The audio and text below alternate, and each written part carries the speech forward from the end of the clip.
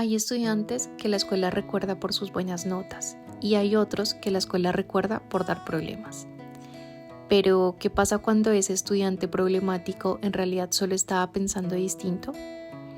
Bienvenidos a los Red Flags de la educación. Un espacio donde hablamos de las señales que durante años hemos normalizado dentro de la educación, pero que quizá necesitan ser cuestionadas. Hoy quiero hablar de algo que sigue ocurriendo en muchas aulas, la dificultad que tiene el sistema educativo para comprender a quienes no encajan en el modelo tradicional. Y para eso invité a alguien cuya historia representa justamente esa tensión. Él es Jean-Pierre, pedagogo, profesional en artes culinarias y gastronomía, y un niño al que la escuela muchas veces intentó corregir antes que comprender. Jean, bienvenido. Gracias por estar aquí en este espacio donde buscamos conversar desde experiencias reales sobre aquello que la educación muchas veces no supo escuchar a tiempo.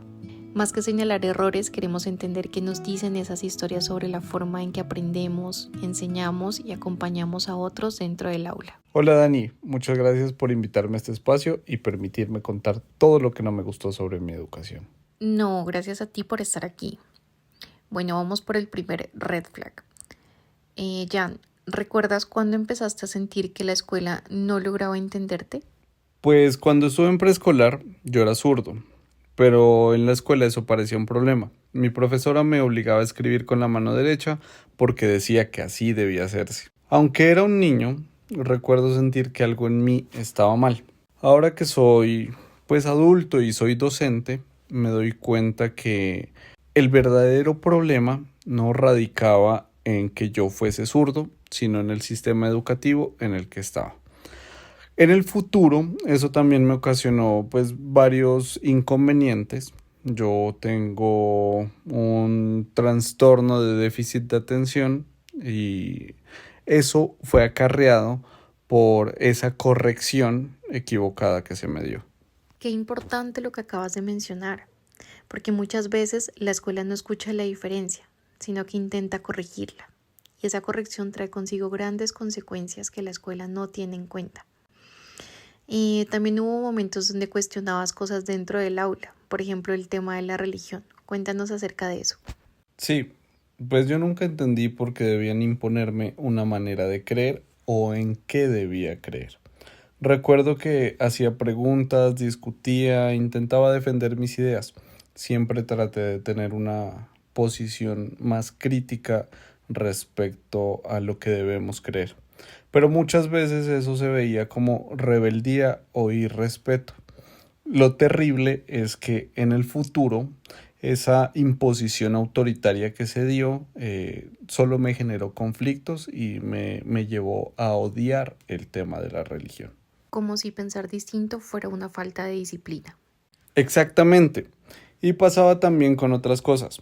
Por ejemplo, en educación física todos jugaban fútbol o baloncesto.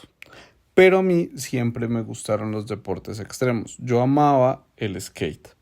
En ese espacio era donde yo realmente me sentía libre y sentía que estaba desarrollando mis capacidades y mis habilidades. Y yo toda la vida siempre fui muy bueno para el deporte, pero no para los deportes tradicionales. Como no encajaba en lo normal, muchas veces terminaba no tanto aislado, sino estigmatizado. Porque yo miraba que todos mis compañeritos y mis amiguitos llevaban su balón y les permitían jugar en el patio central, ni siquiera en una cancha. Pero cuando yo decidía llevar mi patineta era un problema y me llevaban a coordinación y me decían, usted no puede patinar en este lugar, y ahí era donde yo refutaba y les decía, ¿por qué mis compañeros sí pueden jugar fútbol y yo no puedo montar en skate? Jan, y aquí aparece uno de los grandes red flags de la educación. Creer que todos los estudiantes deben aprender, pensar y vivir de la misma manera, porque muchas veces la escuela sí reconoce a quienes se adaptan rápido, pero no siempre sabe qué hacer con quienes aprenden distinto. Sin embargo, años después ocurrió algo muy interesante. Jean se ganó la beca de Serpi lo Paga, un programa aquí en Colombia que permite a estudiantes con excelentes resultados académicos acceder a la universidad. Y ahí pasó algo importante. Pudiste elegir la universidad que querías y estudiar lo que realmente amabas. Sí, y algo que me marcó mucho fue que mis profesores me decían que yo no tenía futuro por el simple hecho de que no aprendía de la misma forma que mis compañeros. Ya su aprendizaje era muy tradicional, pero mi aprendizaje era más kinestésico. Yo aprendía mucho mejor haciendo las cosas. Ya cuando llegó el momento de la universidad, gracias a la beca que me gané, fue cuando por primera vez sentí libertad para construir mi camino. Ya no sentía que estaba estudiando porque no era como una obligación, era gusto, me agradaba y cuando uno encuentra sentido, aprende distinto. Jean-Pierre, gracias por compartirnos tu historia. Esto que nos acabas de contar nos deja una gran reflexión y es que tal vez uno de los mayores problemas de la educación tradicional es creer que existe una única manera correcta de aprender, de pensar y de habitar el aula. Pero como plantea Maturana Valera, no vemos el mundo tal como es, sino tal como somos. Cada estudiante construye su realidad desde su historia, sus emociones, sus experiencias y su forma particular de comprender el mundo. Y muchas veces la escuela olvida eso. Olvida que los niños no llegan vacíos al aula. Llegan con imaginarios, preguntas, sensibilidades y maneras distintas de existir. Y si tal vez Jean-Pierre nunca fue un estudiante problema, tal vez el problema era un sistema que solo reconoció una forma válida de ser estudiante. Porque mientras algunos niños conectaban desde el fútbol, él encontraba sentido en el skate. Mientras otros aceptaban lo establecido, él hacía preguntas. Mientras la escuela intentaba corregirlo, él intentaba comprenderse. Y aquí es donde la educación rizomática puede ayudarnos a pensar distinto. Deleuze hablaba del rizoma como una estructura que crece en múltiples direcciones, sin un único centro y sin un solo camino correcto.